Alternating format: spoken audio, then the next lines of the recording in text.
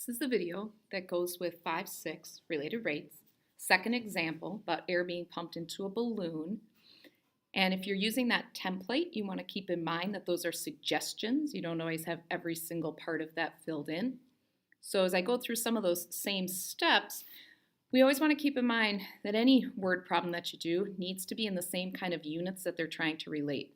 So in example 2, they talked to me about a rate of 4.5 cubic feet per minute, and they talked to me about a radius of 2 feet.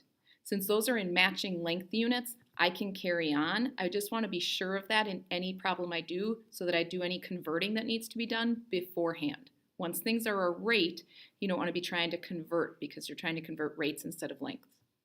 So picture of a sphere here to just get the idea, and we're talking about what will happen as the radius changes to the volume.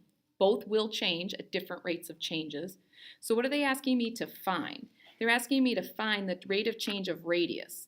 So they're asking me to find dr dt, but at a very specific time, at the time when radius is 2 feet. That tells me that that's only a point in time situation. The radius won't always be 2 feet, but at a specific point in time, that's what I'm interested in, is when that radius is 2 feet. We do know some fixed information. If you read through the problem, they do tell me how the radius is changing the entire time, or how the volume is changing, sorry.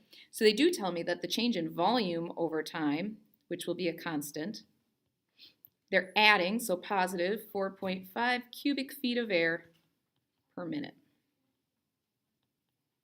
That will stay the whole time. The radius is 2 is only a temporary thing, so I don't want to put that into my formula until I'm starting to actually talk about rates. So I need an equation that relates volumes and radiuses for spheres, so my volume formula for spheres. That's just relating how their actual lengths relate, the length of the radius to the amount of volume.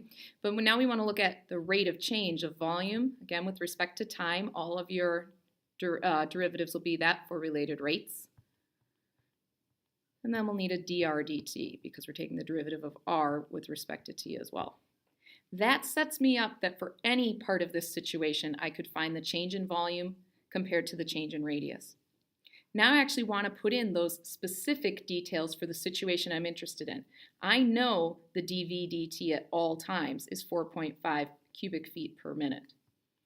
And I know that then how that relates to the radius, and the radius at that point in time is 2 multiplied by whatever the rate of change of radius is. That's what we're asked to solve for. So when I go and solve for dr dt, if you do it in exact form, you end up with 9 over 32 pi. If you do that approximated and either one is fine, then the rate of change comes up that. The last thing I would always suggest that you do is answer the question thoroughly. And at first, I'd suggest writing a full sentence so that you understand what it is you're calculating in the first place. So when the radius is exactly 2 feet, radius is changing at a rate of change, it's changing